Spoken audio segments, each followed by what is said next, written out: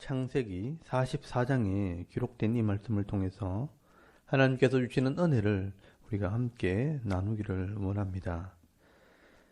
오늘 이 창세기 44장에는 야곱의 아들 유다의 믿음과 신앙에 대해서 기록을 하고 있습니다.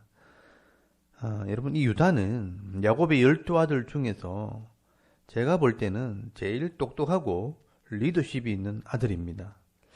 장자 루벤이나 다른 형들이 말하면 아무도 듣지 않아도 이 유다가 말하면 다른 아들들이 다 귀를 기울일 정도로 리더십이 있는 아들입니다.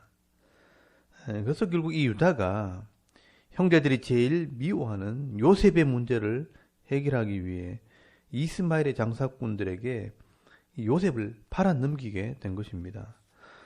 여러분, 창세기 37장 26절 말씀에 보시면 유다가 자기 형제에게 이르되 우리가 우리 동생을 죽이고 그의 피를 덮어둔들 무엇이 유익할까? 자, 그를 이스마엘 사람들에게 팔고 그에게 우리 손을 대지 말자. 그는 우리의 동생이요 우리의 혈육이니라 하며 그의 형제들이 청종하였더라 라고 말씀을 하고 있습니다. 여러분, 이 유다의 말에 다른 형제들이 다 귀를 기울이고 그를 따랐다는 겁니다. 결국 이 요셉을 팔아먹은 사람은 유다였습니다. 그리고 이 유다는 아버지가 요셉이 죽었다는 이야기를 듣고 너무 슬퍼하고 괴로워하는 모습을 보면서 더 이상 아버지와 살 수 없어서 결국 아버지를 떠나 자기 인생을 살게 됩니다. 12아들 중에 아버지를 떠나 독립을 해서 자기 인생을 살아본 아들은 유다밖에 없습니다. 그런데 이 유다가 지금 오늘 본문에 보시면 변화되어 새 사람이 되었습니다. 아버지 마음을 이해하고 아버지를 변호하고 지켜주고 있는 겁니다. 그리고 요셉의 동생 베냐민을 위해 자기 생명까지 내놓게 됩니다. 그렇게 똑똑하고 또 자기를 위해 인생을 살았던 이 유다가 왜 이런 사람으로 변화되었을까요? 하나님께서 변화시킨 것입니다. 여러분, 잠언서 17장 3절 말씀에 보시면 도가니는 은을, 풀무는 금을 연단하거니와 여호와는 마음을 연단하시느니라 라고 말씀을 합니다. 여러분, 하나님께서 유다의 인생을 통해서 이 유다의 마음을 단련하시고 또 이 유다의 마음을 변화시킨 것입니다. 여러분, 유다는 자기 인생을 살 때 내가 똑똑하면 된다고 생각을 했습니다. 그래서 아버지의 말도 듣지 않고 형제들의 말도 듣지 않았습니다. 가나안 여자 수아의 딸을 데리고 와서 결혼을 했고 3명의 아들을 낳았습니다. 그런데 여러분, 그 아들들이 하나님의 말씀을 듣지 못하고 이방 여인의 손에서 자라게 되어질 때 이 가나안의 문화와 세상의 죄의 모습으로 자라게 되고 결국은 하나님께서 이 유다의 아들들이 악함으로 죽이셨다라고 말씀을 하고 있습니다. 장자 엘이 죽고 또 둘째 오난도 죽었습니다. 또 자기 아내 수아의 딸도 죽게 됩니다.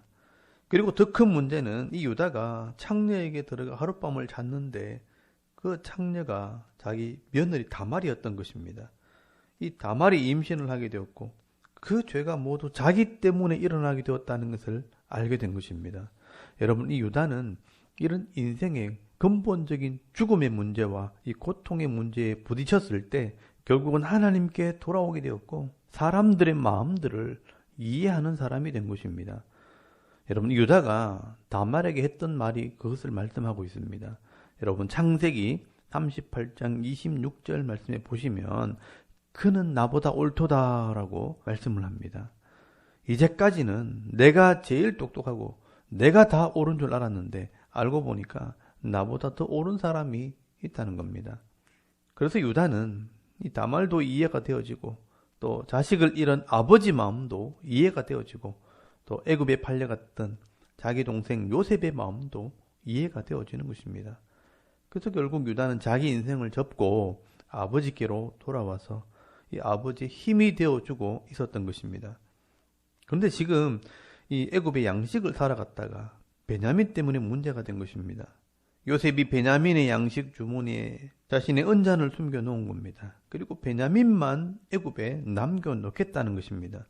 여러분, 이 문제를 누군가 해결해야 하고 누군가 나서야 하는데 형제들 중에는 아무도 나설 사람이 없습니다. 그런데 여러분, 그때 이 유다가 요셉에게 나가게 되는 것입니다. 여러분 16절 말씀에 보시면 유다가 요셉에게 나아가 절을 하면서 하소연을 하게 됩니다. 유다가 말하되 우리가 내 주께 무슨 말을 하오리까? 무슨 설명을 하오리까? 우리가 어떻게 우리의 정직함을 나타내리까? 하나님이 종들의 죄악을 찾아내셨으니 우리와 이 잔이 발견된 자가 다 내 주인의 노예가 되겠나이다 라고 말씀을 합니다. 여러분, 유다가 인생의 문제가 꼬였을 때 하나님이 종들의 죄악을 찾아내셨다라고 말씀을 합니다. 여러분, 세상 사람들은 인생에 문제가 생기면 재수가 없다고 생각을 합니다. 아니면 조상 탓을 하든지 남 탓을 하게 됩니다. 그러나 이 유다는 하나님을 기억하고 있었습니다. 하나님께서 내 죄를 지적하셨다라고 말하는 것을 보면 유다는 세상 사람들과 다른 믿음을 가지고 있다는 것을 알 수가 있습니다. 그리고 요셉이 자기 생각을 이야기합니다.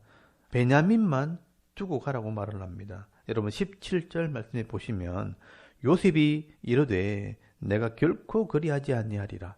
잔이 그 손에서 발견된 자만 내 종이 되고 너희는 평안히 너희 아버지께로 도로 올라갈 것이니라 라고 말씀을 합니다. 여러분, 요셉이 생각할 때 자기를 팔아먹은 사람이 이 유다이기 때문에 베냐민만 남겨두고 가라고 하면 충분히 베냐민을 버리고 갈 사람이라고 생각을 한 것입니다. 아마 유다가 예전에 유다였다면 당연히 그렇게 했을 겁니다. 안 그래도 미운 베냐민인데 이 베냐민을 없앨 수 있는 좋은 기회라고 생각을 했을 겁니다. 애굽의 총리가 달라는데 어쩔 수 없었다라고 말하면 되는 것입니다. 그런데 여러분 18절에서 34절까지 말씀해 보시면 이 유다는 구구절절 이 아버지 야곱의 마음을 이야기를 합니다. 유다가 예전의 유다가 아니라는 것입니다. 유다가 변화된 것입니다. 18절부터 유다가 요셉에게 가까이 나아가서 더 자세하게 아버지의 상황을 설명을 합니다. 이 아버지가 이 아들을 사랑하기 때문에 이 아들이 아버지께 가야 한다고 말을 합니다. 그리고 아버지가 사랑하는 두 아들이 있었는데 하나는 짐승에게 뜯겨 죽었고 이 아들 하나만 남았는데 이 아들은 아버지의 생명과도 같은 아들이라고 설명을 합니다. 여러분 20절 말씀에 보시면 우리가 내 주께 아뢰되 우리에게 아버지가 있으니 노인이요 또 그가 노년에 얻은 아들 청년이 있으니 그의 형은 죽고 그의 어머니가 남긴 것은 그뿐이므로 그의 아버지가 그를 사랑하나이다 하였더니 라고 말씀을 합니다. 여러분 유다는 아버지의 마음을 이해하고 있는 것입니다. 다른 사람들의 마음을 이해하고 안다는 것은 여러분 쉬운 것이 아닙니다. 사람들은 다 자기중심적이고 자기 생각만 합니다. 여러분 30절 말씀에도 보시면 아버지의 생명과 아이의 생명이 서로 하나로 묶여 있거늘 이제 내가 주의 종 우리 아버지께 돌아갈 때 아이가 우리와 함께 가지 아니하면 아버지가 아이 없음을 보고 죽으리니 이같이 되면 종들이 주의 종 우리 아버지가 흰 머리로 슬퍼하며 수올로 내려가게 함이니이다 라고 말씀을 합니다. 여러분 이 유다는 아버지 마음을 이해하는 사람으로 변화된 것입니다. 그리고 자기 생명을 내놓아서라도 이 동생 베냐민을 살리겠다고 말씀을 합니다.